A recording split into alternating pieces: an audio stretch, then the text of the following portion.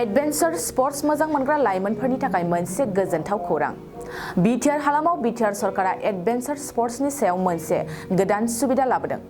बोहैथि दाननि 2 निफ्राय 6 खालारसिम सानबानि मेहेरगोनां हाबाफारिजों BTR सरकारा माउन्टेनियरिं ट्रेनिंनि हाबाफारि लागासिनो दं। बे हाबाफारिखौ क'क्राझार सहरनि साखाथियाव थानाय बावखुंग्रि हाजोजों नांजाबनाय दांदुफुर हाजोआव खुंफुंगासिनो दं।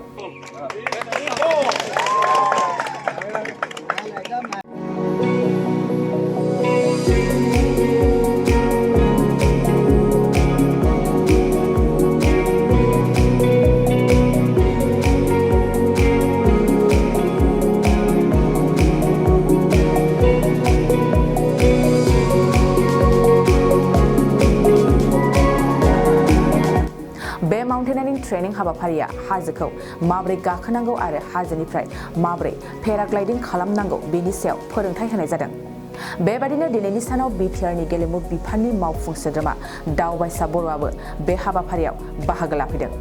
लोगोसेनो गोबां एडभेन्सार स्पर्ट्स मोजां मोनग्रा सुबुंफोरखौबो बाहागो लानायखौ नुनो मोन्दों। 2 फेब्रुवारिनिफ्राय 6 फेब्रुवारिसिम जोङो BTCनि स्पर्ट्स एन्ड इउथ वेलफेयार डिपार्टमेन्टआ जोंनि नैबे क'क्राझार जिल्लानि दांदुफुराव एडभेन्चार स्पर्ट्सआव जिखिनि एक्टिभिटिस दङ बेखौ गासैखौबो जों खालामदों। आरो गोजोनथाव बाथ्रा दिनै आसाम सरकारनि स्पर्ट्स एन्ड इउथ वेलफेयार डिपार्टमेन्टआ जिहेतु मोनसे हिल ट्रेकिं खालामो बिथांमोना आयरकुलाट एटिपुवा होननाय बेखौबो बिथांमोना दा जोंजों एखेलगे खालामफादों।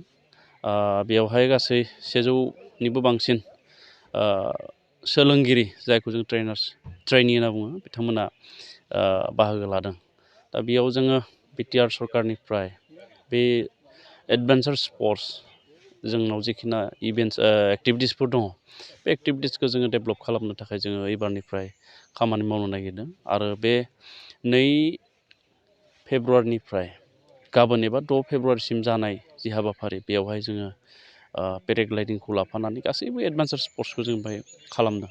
आरो बिसेसকৈ बे माउन्टेनियारिं प्रग्रामखौ खालामखांनायनि उनाव बेखौ जोङो बेसिक ट्रेनिं होननानै बुंदों। बे बेसिक ट्रेनिङा जोबोब्ला एबा गाबोन जोबगोन जों बेहाय साफ्रोमनोबो पार्टिसिपेन्ट सार्टिफिकेट होगोन। टेस्ट लानायनि गेजेरजों बिथांमोना बोरै माने खालामनाय जाखो बोरै बेखौ जों टेस्ट लागोन गाबोन बेनिफ्राय साफ्रोमनोबो सार्टिफिकेट होगोन। आरो बे सार्टिफिकेटआ बेसिक होननानै बुंगोन बेखौ। आरो एडभान्स ट्रेनिंनि थाखाय एडभान्स सार्टिफिकेटनि थाखाय बिथांमोनखौ जों सेलेक्ट खालामनानै जोंनि BTRनि बाहेराव एबा आसामनि बाहेराव दैथायनायनि जों जि राहा बे राहाखौ जोङो लानो नागिरदों।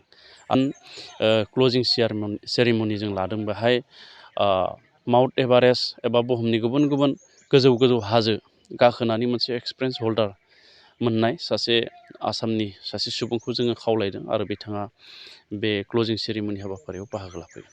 बेनिफ्राय जोङो पेराग्लाइडिंनि सायाव मोजां इनिसियेटिभ जों लानो नागिरदों। मानो होनना बुङोब्ला बे एडभेन्चार स्पर्ट्सआव जिहेथु गोबां स्कप दङ। जोंनि लाइमोनफ्रा बेवहाय बाहागो लानानै गोबां बैहाय माने स्कपा दङ।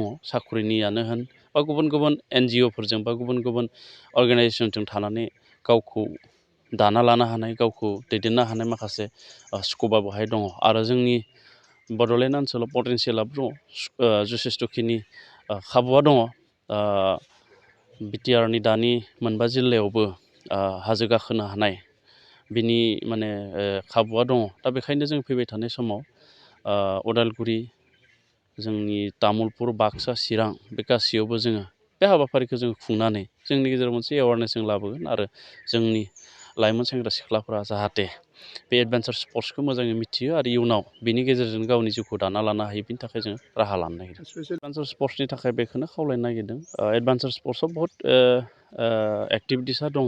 दा बिनि गेजेरावनो नाव जावनायाबो दङ। बिदि हाजोआव माने हाजोनिफ्राय जायखौ पेराग्लाइडिं होनना बुङो बेबो दङ। दा बेवहायनो आं खावलायनो नागिरदों जे बे एडभेन्चार स्पर्ट्सआ जोंहा जोबोद स्कप दङ। आरो बे इन्डिभिजुवेल होननानै बुंनांगोन जों बेखौ इन्डिभिजुवेल गेम बियो। गतिके जोंनि लाइमोनफ्रा जाहाथे बे एडभेन्चार स्पर्ट्सआव बाहागो लाफैयो आरो बेयाव जोङो अपेनलि खालामनाय जादों। जेबो टेस्ट खुङालासिनो बा बिदि एन्ट्रिनि थाखाय जेबो राहा लाखियालासिनो जोङो अपेनलि खालामदों। दा फैबाय थानाय समाव आरो जाहाथे फैयो आरो जोंहा पेराग्लाइडिंआ फैबाय थानाय नभेम्बर डिसेम्बर दानाव बेहाय नैबे क'क्राझारनिनो दांदुफुर हाजोनिफ्राय बा हाजोआव जों खालामगोन, इन्टारनेसनेल खालामनो नागिरदों।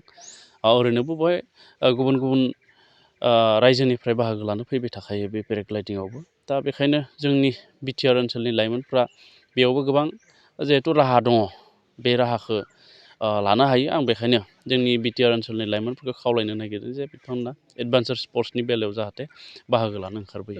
बेखौ जोङो जौगाहोनो नागिरदों आरो बेखायनो एडभेन्सार स्पर्ट्सआ एक्सुवेलि माने जोंनि स्पर्ट्स एन्ड इउथ वेलफेयार डिपार्टमेन्टआव गासैखौबो लायाखैमोन।